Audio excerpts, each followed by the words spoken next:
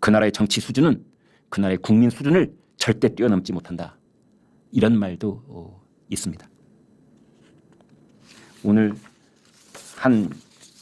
이 보도를 보니까 용산 대통령실의 모든 죄를 덮어 씌우면서 아쉬웠던 5가지를 이렇게 딱 요약을 해놨나요?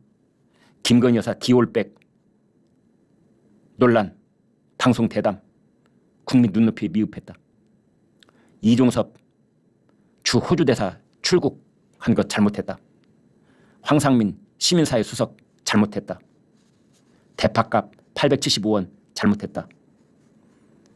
의사들 그중에서도 전공의 협의회 박단 비대위원장 만난 것 잘못했다. 이게 지금 조기 종식을 들어야 될 만큼 잘못한 일입니까? 이게 지금 탄핵 소리 들어야 될 만큼 잘못한 일이에요? 윤석열 대통령 본인이 잘못한 게 뭐가 있습니까? 그 마트에 가가지고 대파값 875원 얘기한 거 이것도 이 앞뒤를 이렇게 쭉 그거 전체적인 맥락 녹취 여러분 다 들어보셨어요? 충분히 이해할 수 있는 대목 속에서 그 얘기를 한 겁니다. 그런데 일부 매체가 그 가운데 875원 것만 딱 떼가지고 얘기를 부풀려서 전파를 하니까 그리고 이재명과 조국이 선거 막판까지 거기 헬멧에다가 대파 꽂아가지고 흔들고 다니니까 여기에 혹세무민 된 겁니다. 저는 그래 봅니다. 대파값이 뭐라고?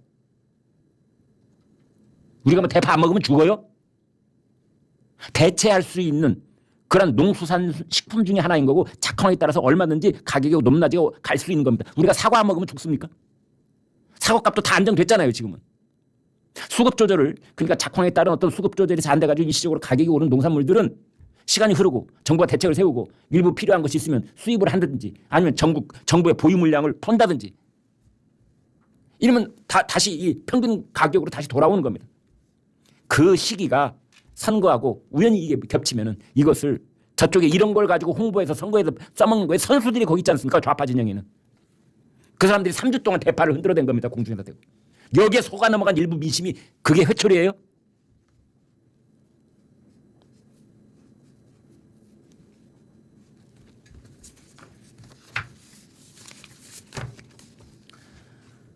조국 이제 재판받아야 됩니다. 선거는 선거고 재판은 재판이고 안 그렇습니까? 저는 분명하게 말씀드릴 수가 있는 것이 선거가 재판에 영향을 줘서도 안 되고 재판이 선거에 영향을 줘서도 안 되고 그렇다고 봅니다.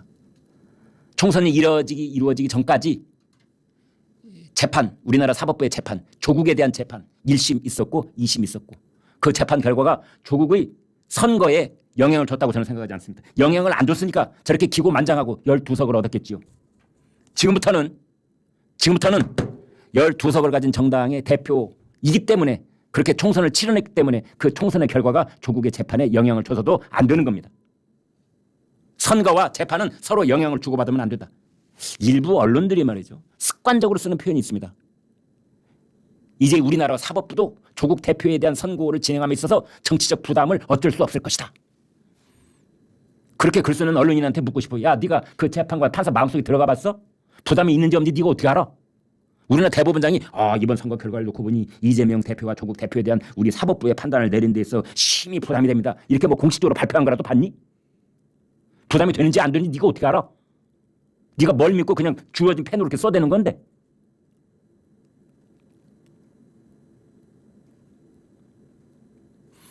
그래서 저는 동가적으로 이건 선거는 우리나라 입법부가 치러내는 국민적 축제라고 하니 인정해 주자. 그리고 민주주의를 지탱하는 산발이 중에 하나인 사법부가 또 독립적으로 사법적 판단을 내리는 최종 절차를 밟아가는 것. 그것도 인정해 주자. 서로 영향 주고받지 말고 각각의 그 일정에 따라서 하면 되는 것이다.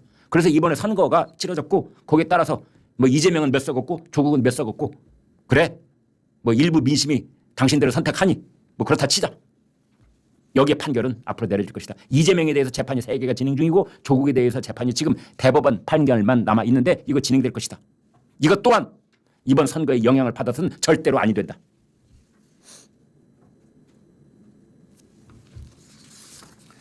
조국 부인인 정경심 씨에게 징역 4년을 선고했던 엄상필 대법관이 이번 조국 재판도 맡는답니다. 대법원이 제3부에 조국은 자녀 입시 비리, 유재수 감찰 무마 이 두 가지로 항소심에서 징역 2년을 이미 선고를 받았습니다. 이제 대법원이 여기에 대한 판결을 내리면 되는데 대법관 4명으로 재판부가 구성이 됐습니다. 노정희, 이흥구, 오석준, 엄상필 이 중에 주심 재판관이 엄상필 대법관입니다. 엄상필 대법관이 정경심에 대해서 이미 4년을 선고한 바 있기 때문에 그 공범인 조국에 대해서도 비슷한 선고가 내려지지 않을까 이런 분석 기사가 나와 있습니다. 정경심에 대해서는 당시 핵심 쟁점이던 이 동양대 안에서 들고 나온 퍼스널 컴퓨터의 증거 능력 이게 쟁점이었는데요. 그걸 증거 능력을 인정을 한 겁니다. 그래서 정경심과 관련된 모든 입시 비리를 유죄라고 판단을 했던 겁니다. 물론 조국은 이제 또 다른 법꾸라지처럼 갖은 방법을 동원해서 이 대법원의 재판부를 기피 신청을 낼 수는 있습니다. 엄상필 대법관이 이미 자기 와이프에게 징역 4년을 때린 사람이기 때문에 엄상필 대법관은 유죄의 심증이 있다. 저 사람은 이미 선입견이 있는 사람이다. 내 마누라한테 징역 4년을 때렸으니 나한테도 징역을 때리려고 할 것이다. 유죄의 심증. 그러니 나는 기피한다. 이걸 낼 수는 있다고 그래요. 한번 보시죠.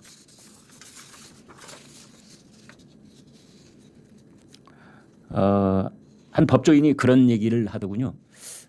이제 객관적으로 봤을 때 조국이 갖고 있는 자녀 입시 비리 혐의하고 감찰 무마 이 두 가지 중에 자녀 입시 비리 혐의는 유죄가 너무 명백해서 이건 유죄가 대법원에서도 거의 99.99% 확실한데 다만 감찰 무마라고 하는 것은 이거는 다툼의 여지가 있을 수가 있다 이렇게 보더라고요. 감찰을 해야 되는데 그거를 감찰을 못하도록 중간에 말렸다라는 건데 이건 이제 증거를 뚜렷하게 확정적으로 말하기가 애매한 부분을 들고 나올 수가 있다. 감찰 무마라는 건. 그래서 그거는 일부 파기환송이 될 가능성도 없잖아 있다. 이렇게 되는 겁니다.